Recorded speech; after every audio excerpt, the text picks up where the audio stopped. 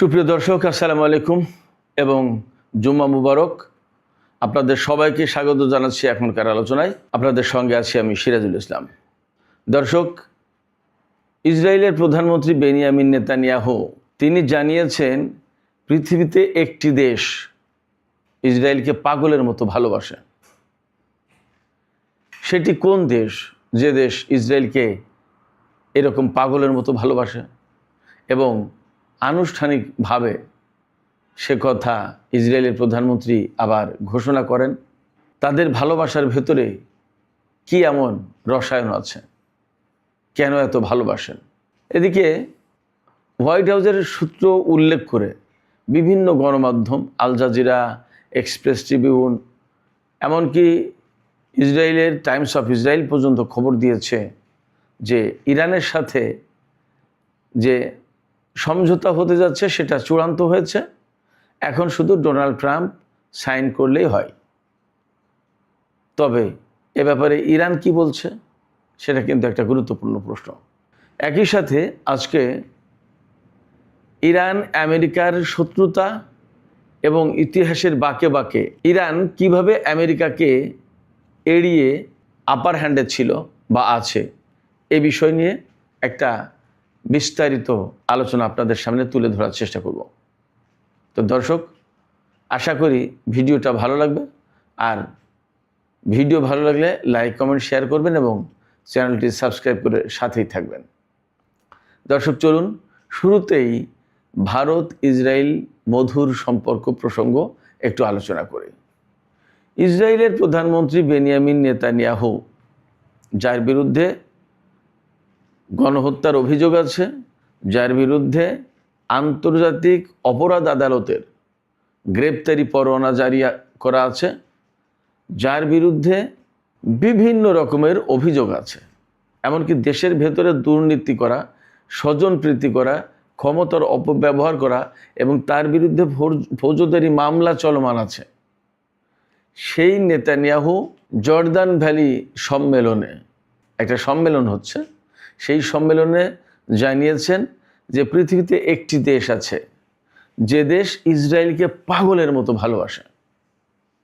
তিনি বলেছেন একই সাথে যে যখন সারা বিশ্বের বিভিন্ন জায়গায় ইসরায়েলকে অবৈধ এবং অগ্রহণযোগ্য রাষ্ট্র হিসেবে তুলে ধরার চেষ্টা করা হচ্ছে, বা অনেক দেশ যখন ইসরায়েলকে বয়কট করছে বা সম্পর্ক ডাউনগ্রেডেড করছে, তখন পৃথিবীতে একটি দেশ ইসরায়েলকে পাগলের মতো ভালোবাসে, সেই দেশটি হচ্ছে ভারত।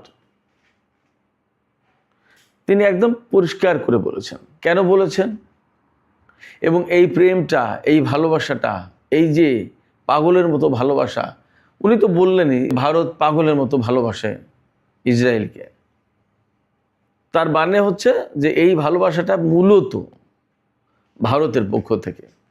এখন ভারত যদি এত প্রেম নিবেদন করে, এত ভালোবাসে, তাহলে আলটিমেটলি তার পক্ষ থেকেও একটা বেনিফিট, একটা রেজাল্ট আসবে, তার পক্ষ থেকেও একটা সাড়া আসবে। যেহেতু পারস্পরিক সুবিধার ব্যাপার, লেনদেনের ব্যাপার, সম্পর্কের ব্যাপার, স্বার্থের ব্যাপার, এটা তো আর মানুষের প্রেম না যে পছন্দ হলো না, ভালোবাসলাম না। একজন একতরফা পাগলের মতো ভালোবাসছেই, কিন্তু ওপাশ থেকে সাড়া নেই, কারণ পছন্দ হচ্ছে না। ব্যাপারটা কিন্তু এরকম না। এখানে স্বার্থের প্রশ্ন। যখন ভারত এরকম পাগলের মতো ভালোবাসে, তখন ইসরায়েল আলটিমেটলি তার ভেতরে সাড়া জাগে এইভাবে যে এই দেশটি আমাকে এত সাপোর্ট দিচ্ছে, এত ভালোবাসছে, তাহলে আমিও তাকে ভালোবাসবো, তার সাথে আমিও সম্পর্ক করবো, এটা স্বাভাবিক। এবং এটা কখন বলছে নেতানিয়াহু, কিন্তু সে কথা আরও পরিষ্কার করে বললেন যখন পৃথিবীর বিভিন্ন দেশ ইসরায়েলকে বয়কট করছে, অবৈধ রাষ্ট্র হিসেবে গণ্য করছে বা ঘোষণা দিচ্ছে, তখন ভারত সমস্ত সব কিছু পায়ে দোলে, পায়ে মারিয়ে ইসরায়েলকে ভালোবেসে যাচ্ছে। ব্যাপারটা এইরকম। দেখুন, পশ্চিমা বহু দেশ ইসরায়েলের ব্যাপক সমালোচনা করছে, ইসরায়েলের উপর নিষেধাজ্ঞা দিচ্ছে, বা ইসরায়েলের উপর নিষেধাজ্ঞা দেওয়া উচিত, বা ইসরায়েলের যে সমস্ত ব্যক্তি, নেতানিয়াহু থেকে শুরু করে আরও কয়েকজন ব্যক্তির উপরে যে আন্তর্জাতিক অপরাধ আদালত বা আইসিটি যে গ্রেপ্তারি পরোয়ানা জারি করেছে, সেই পরোয়ানা বাস্তবায়ন করবে বলে ঘোষণা দিচ্ছে। এই যে যুদ্ধ, ইরানের সাথে যুদ্ধ, হামাসের উপরে যুদ্ধ, লেবাননের সাথে যুদ্ধ, এই সমস্ত যুদ্ধের কারণে ব্যাপক হত্যাযজ্ঞ হয়েছে। তাতে গণহত্যার কথা বলা হচ্ছে যে এরা গণহত্যা চালিয়েছে, একদম স্বীকৃত। শুধু তাই না, এই যে আজকেই খবর দেখলাম, জাতিসংঘে নিযুক্ত ইসরায়েলের রাষ্ট্রদূত ড্যানি ড্যাননকে জাতিসংঘের পক্ষ থেকে জানানো হয়েছে যে ইসরায়েলকে যৌন নিপীড়ক রাষ্ট্র হিসেবে জাতিসংঘের তালিকায় অন্তর্ভুক্ত করা হচ্ছে। কেন? জাতিসংঘ বলছে যে ইসরায়েল যেখানে স্থল অভিযানে যাচ্ছে বা স্থলভাগে যুদ্ধ করছে, তার মানে কোনো ভূখণ্ডের ভেতরে ঢুকে ইসরায়েলি সেনারা যুদ্ধ করছে, সেখানে যৌন নির্যাতন করছে নারী পুরুষ সব নির্বিশেষে সবার উপরে। তো এটা একটা ভয়াবহ অপরাধ, মানবাধিকারের লঙ্ঘন তো বটেই, জঘন্য পাপ এবং অত্যন্ত বড় অপরাধ,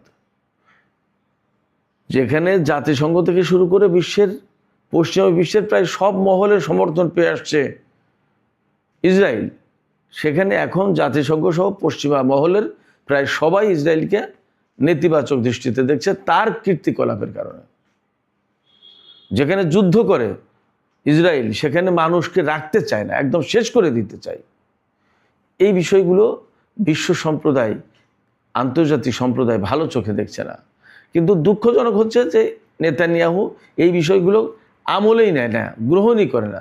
এই সমালোচনাগুলো গ্রহণ করে যে একটি যুদ্ধ হোক, যুদ্ধ হতে পারে, কিন্তু যুদ্ধের ক্ষেত্রে তো মানবিক আচরণ প্রত্যাশা করা হয় এবং এ ব্যাপারে তো ইন্টারন্যাশনাল কনভেনশন আছে, কিন্তু ইসরায়েল এগুলো মানে না, যার কারণে তার বিরুদ্ধে এরকম বড় বড় অভিযোগ।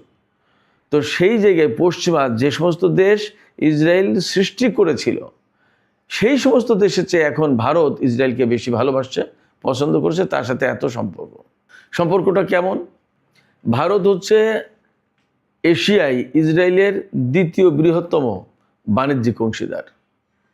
2022-23 অর্থ বছরে ভারতের সাথে ইসরায়েলের সামরিক অংশ বাদ দিলে, সামরিক চুক্তি লেনদেন এ সমস্ত বাদ দিলে 1077 কোটি ডলারের, অর্থাৎ 10.77 বিলিয়ন ডলারের লেনদেন হয়েছে ইসরায়েল এবং ভারতের ভেতরে। আর সামরিক খাতের কথা যদি বলি তাহলে একদম নগদেই বলি, এই বছরেই চলতি 2026 সালের এই যে মে মাস চলছে এখন, এই পর্যন্ত ভারত ইসরায়েলের কাছ থেকে 8.6 বিলিয়ন ডলার অর্থাৎ 860 কোটি ডলারের অস্ত্র কিনা চুক্তি করেছে ইসরায়েল থেকে ভারত। শুধু তাই না, আমি আর একটা প্রেক্ষাপট যদি তুলে ধরি তাহলে ভারতের সাথে ইসরায়েলের সাথে ভারতের ঘনিষ্ঠতা কেমন সেটা আপনারা আর একটু ক্লিয়ার হবেন। নরেন্দ্র মোদী গত ফেব্রুয়ারি মাসে ইসরায়েল সফর গিয়েছিল। 25 এবং 26 ফেব্রুয়ারি এই 2 দিন ইসরায়েল সফর করেন ভারতের প্রধানমন্ত্রী নরেন্দ্র মোদী। সেই সফরে গিয়ে তিনি ঘোষণা করেছিলেন, যখন ইরানের সাথে আমেরিকা এবং ইসরায়েলের প্রচণ্ড উত্তেজনা চলছে, আপনাদের খেয়াল করা দরকার, 28 ফেব্রুয়ারি যুদ্ধ শুরু হয়েছিল, তার 2 দিন আগে তিনি ইসরায়েল সফর করেন এবং সেই সফরে ভারতের প্রধানমন্ত্রী ঘোষণা দিয়েছিলেন যে ভারত এই সংকটে ইসরায়েলের পাশে আছে, ভারত ইসরায়েলের পাশে আছে। খেয়াল করুন জিনিসটা। এবং তিনি ওই সফরেই বলেছিলেন যে ইসরায়েল হচ্ছে ইহুদিদের ফাদারল্যান্ড আর ভারত হচ্ছে মাদারল্যান্ড। এই মাদারল্যান্ড কিন্তু কোনো সাধারণ ব্যাপার না, এই কথার গভীরতা অনেক বেশি, এর শেকড় অনেক গভীরে। তো নরেন্দ্র মোদী যখন ইসরায়েলকে ফাদারল্যান্ড এবং ভারতকে মাদারল্যান্ড বলে, এটা নিয়ে নানানজন নানান রকমের কথা বলছেন, নেগেটিভ কথাবার্তাও বলেছে, বিভিন্ন আকার ইঙ্গিতে অনেক কথা বলেছে, সেইগুলো আমি আর তুললাম না এখানে। তো এই মাদারল্যান্ড এটা সাধারণ কোনো ব্যাপার না, এটা কিন্তু অত্যন্ত গুরুত্বপূর্ণ একটা ব্যাপার।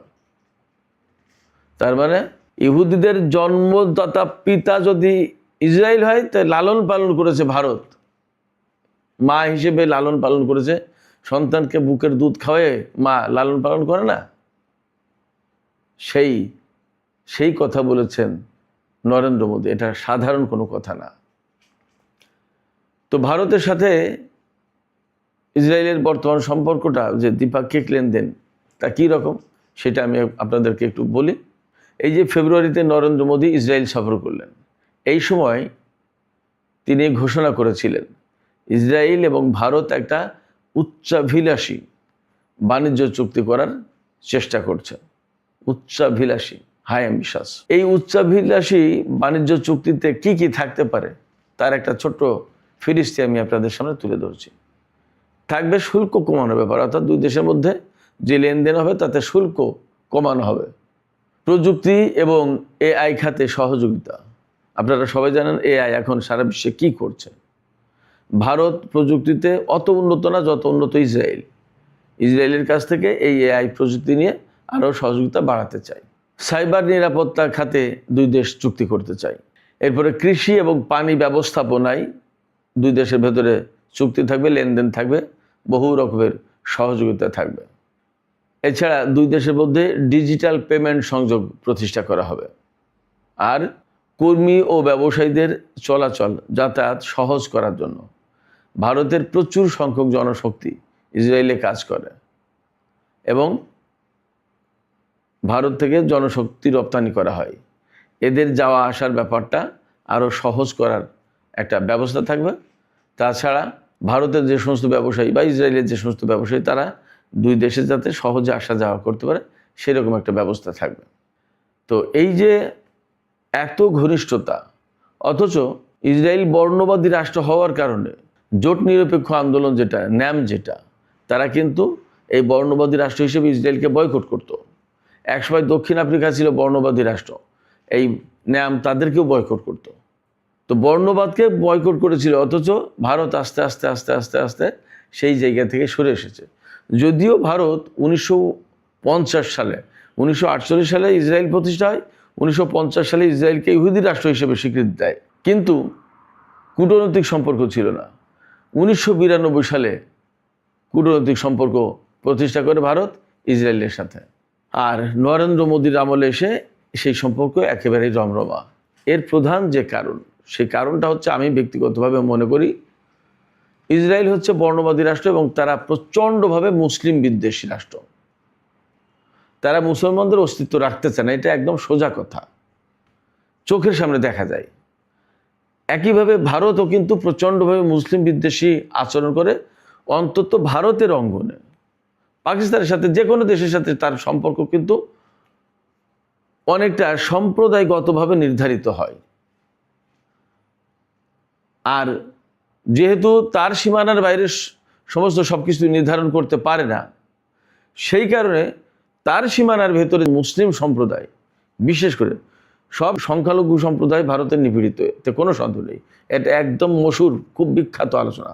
তারপরেও সবচেয়ে বেশি নির্যাতিত হচ্ছে মুসলিম। কারণ হচ্ছে হিন্দুদের পরেই তো মুসলিমদের অবস্থান। তার মানে যদি বাদ প্রতিবাদ কেউ করে তাহলে এই মুসলমানরাই করে। তো এই যে অ্যান্টি মুসলিম সেন্টিমেন্ট যেটা, বিশেষ করে মোদী সরকার, বিজেপি সরকারের তো উত্থান একেবারে সাম্প্রদায়িক চেতনা থেকে, সোজা হিসেবে হিন্দুত্ববাদ, আর কিছু না। এদের উত্থান হচ্ছে হিন্দুত্ববাদ নিয়ে।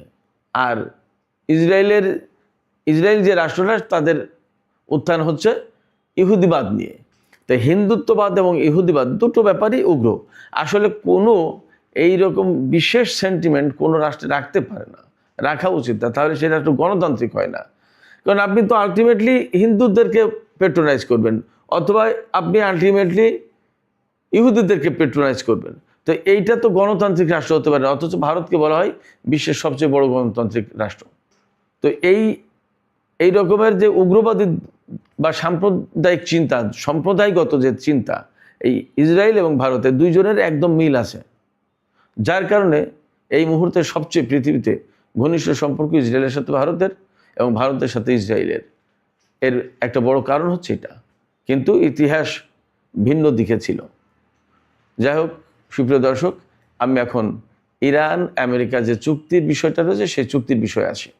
হোয়াইট হাউসের কয়েকটি সূত্রের বরাদ্দে বিভিন্ন গণমাধ্যম বলছে, আন্তর্জাতিক গণমাধ্যম বলছে যে ইরানের সাথে আমেরিকার যে চুক্তি হবে, সমঝোতা হবে, সেটা একদম চূড়ান্ত পর্যায়ে চূড়ান্ত হয়েছে। এখন শুধু প্রেসিডেন্ট ডোনাল্ড ট্রাম্পের সিগনেচার বাকি।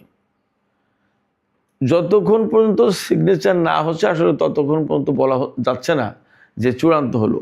এবং আমি তো এ কথাও বলি যে প্রেসিডেন্ট ডোনাল্ড ট্রাম্প সিগনেচার করার পরেও সেই চুক্তি বাতিল হতে পারে, সমঝোতা বাতিল হতে পারে।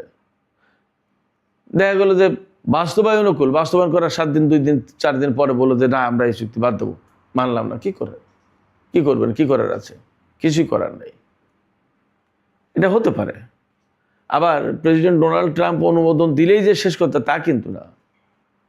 2 পক্ষের সমঝোতা চূড়ান্ত হয়েছে, তার মানে ইরান আমেরিকার আলোচনা হয়ে সমঝোতা হয়েছে। কিন্তু যদি দেখা গেল যে আমেরিকা কোনো একটা চেঞ্জ করে দিয়ে সই করে বলছে এটা চূড়ান্ত ঘোষণা, তাহলে তো ইরান মানবে না। সেক্ষেত্রে এমন আশঙ্কাও আছে। তাহলে সমঝোতা হলেই প্রেসিডেন্ট ডোনাল্ড ট্রাম্প সই করলেই সেটা শেষ কথা না, সেটা শেষ হয়ে যাচ্ছে না। ইরানেরও সে থাকতে হবে, ইরানের পক্ষ থেকেও চূড়ান্ত ঘোষণা আসতে হবে। তবে আমরা বলবো যে হ্যাঁ, সমঝোতা হলো এবং এটা বাস্তবায়ন করতে যাচ্ছে। বাস্তবায়ন করার পরে যদি সেটা স্মুথলি চলে, যুদ্ধবিরতির লঙ্ঘন না হয়, তাহলে সেটা অন্য কথা। তবে একটা ট্যাকটিক্স আমরা দেখছি ইসরায়েল এবং আমেরিকার, ইরানের সাথে বা লেবাননের সাথে বা ফিলিস্তিনিদের সাথে আমেরিকা বা ইসরায়েল এরা যুদ্ধবিরতি চুক্তি করে মার ঠিকই ভিতরে দিতেই থাকে, তারা হামলা চালাতেই থাকে। এই যে লেবাননের সাথে কিন্তু ইসরায়েলের যুদ্ধবিরতি আছে, অথচ প্রতিদিন কি পরিমাণে কি ব্যাপকভাবে ইসরায়েল হামলা চালাচ্ছে। উপায়হীন হয়ে লেবাননের যে প্রতিরোধ গোষ্ঠী তারাও হামলা চালাচ্ছে, জবাব দিচ্ছে। এবং এই যুদ্ধবিরতি কার্যকর হওয়ার পর থেকে এবং তো 23-24 জন বা তারও ইসরায়েলের পক্ষ থেকে সম্ভবত 23 জনের কথা বলেছে সেনা মারা গেছে। এইসব সেনাদেরকে এমনি মেরেছে। লেবাননের ভিতরে ঢুকে জায়গা দখল করে একের পর এক শহর খালি করে দিতে বলছে এবং সেখানে হামলা চালাচ্ছে। এমনকি রাজধানী বৈরুতেও হামলা চালিয়েছে। এর মানে আমি এই কথাটা তুললাম আমি এই কারণে যে চুক্তি হয়ে গেলেই যে সেটা স্মুথলি চলবে, যুদ্ধবিরতি লঙ্ঘন করে যে হামলা চালাবে না তা না। তবে ইরানের পক্ষ থেকেও সম্ভবত পাল্টা জবাব দেওয়া হবে। ইরান এটাও মনে করবে না যে আমার সাথে চুক্তি হয়েছে, আমার এই চুক্তি বাস্তবায়ন করার সময় যদি আমি আবার আমেরিকা হামলা চালিয়েছি, আমি যদি হামলা চালাই তাহলে কেমন হবে, হয়তো সেটা করবে না ইরান।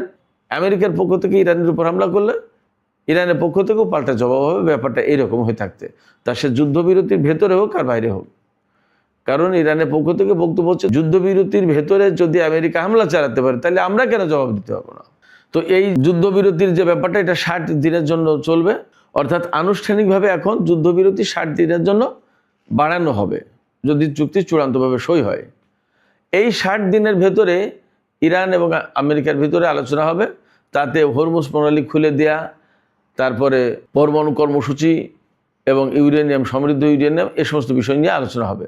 কিন্তু ইরান তো আগেই তার রেড লাইন বলে দিয়েছে যে পরমাণু কর্মসূচি বন্ধ করা হবে না, সমৃদ্ধ ইউরেনিয়াম কারোর হাতে দেওয়া হবে না, এবং হরমুজ প্রণালী কোনো মতে আগের অবস্থায় যাবে না, কন্ট্রোল যেভাবে হোক ইরান এবং ওমানের হাতে থাকবে। সেক্ষেত্রে এই জায়গায় সম্ভবত ইরান আপোস করবে না। দেখা যাক কীভাবে প্রাথমিক চুক্তিটা আগে হোক, তারপরে দেখা যাক পরে বৃহত্তর চুক্তি হয় কি হয় না। সুপ্রিয় দর্শক, আমি এই আলোচনায় একটা বিষয় আনতে চেয়েছিলাম যে ইতিহাসের বাঁকে বাঁকে ইরান এবং আমেরিকার সম্পর্ক কিভাবে চলেছে এবং কিভাবে ইরান আপার হ্যান্ডে ছিল। আমি সেই আলোচনাটুকু এখানে করতে পারলাম না, কারণ ডিউরেশন অনেক বেড়ে যাবে। একটু ধৈর্য ধরুন, আশা করি আজকে রাতের ভিডিওতেই এই বিষয়টা নিয়ে আলোচনা করব। তো এখনকার আলোচনা আমি এখানে শেষ করতে চাই। আলোচনা শেষ করার আগে আপনাদের কাছে প্রশ্ন রাখতে চাই যে আমেরিকা এবং ইরানের ভেতরে যে চুক্তি হতে যাচ্ছে বলে হোয়াইট হাউসের বিভিন্ন সূত্রের বরাত দিয়ে আন্তর্জাতিক গণমাধ্যমগুলো জানাচ্ছে, আপনারা কি ধারণা করছেন, আপনারা কি আশা করছেন যে আসলে চুক্তিটা কি ফাইনালি হতে পারে, নাকি আবারও এই চুক্তি হুমকির মুখে পড়বে, বাতিল হয়ে যেতে পারে? আপনারা প্রেডিকশন করুন, কারণ যদি চুক্তি হয় তাহলে 2-1 দিনের ভেতরে হয়তো ঘোষণা চলে আসবে। আপনাদের প্রেডিকশনটা কি হয় দেখতে চাই। তো সুপ্রিয় দর্শক, আজকের আলোচনা এখানেই শেষ করছি। আপনারা সবাই ভালো থাকুন। আল্লাহ হাফেজ।